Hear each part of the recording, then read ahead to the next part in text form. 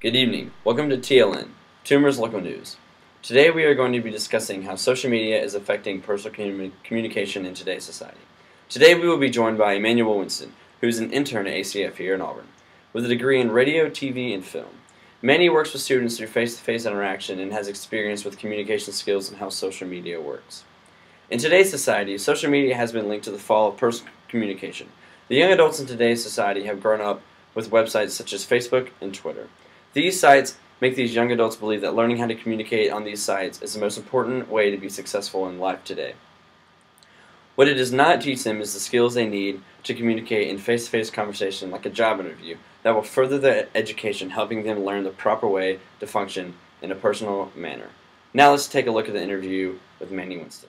It's a safe escape, but it prevents you from seizing an opportunity to really interact with somebody. And the thing about it is it also puts up a barrier to you where people won't go out of their way to interact with you. It's like, the old thing used to be, if you saw a girl at a bar reading a book, do you approach her? She got her face in the book. You don't approach her. Well, now there's like another wall of your phone in between you and the person who might be trying to talk to you, whether they were trying to talk to you at first or not. So that phone is a barrier both to you going out of yourself and for other people to approach you as well. I think online communications, the greatest thing it does is help people become organized and organize events. It gives people the ability to extend communication when they're not in the same place, such as my father and I. He lives in Pakistan. We can speak online, and that makes it easier. So it helps create that connection. But it doesn't help create the connection, it helps continue it, because we can't be in the same place.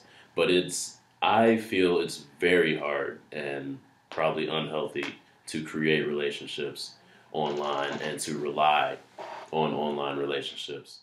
I believe they can speak better. They can speak, personally, interpersonally more correctly. It's 2013 now, and most jobs, I would say, require internet savvy and social media, know-how in order to get your name out. So I'm not going to say that people who don't use social media, I would actually say people who don't use social media in many jobs that aren't super specialty jobs like doctors and stuff, they actually don't have a leg up on the company. They're actually at a disadvantage. But I will say people who rely heavily on social media for their interactions won't be as good in interpersonal communications at all. So if you need to be a people person for your job, I think you need to be a people person in real life and not a social media person. Now that we have heard from our expert Manny Winston, the answer is certain, that personal communication is more important than online communication through social media sites. Social media handicaps our youth's ability to learn how to speak in a face-to-face conversation and has hindered many people from opportunities because they aren't equipped with the right speaking skills. That is all we have for today's show. Thanks for tuning in to TLN. I am Martin Newman. Stay classy, y'all.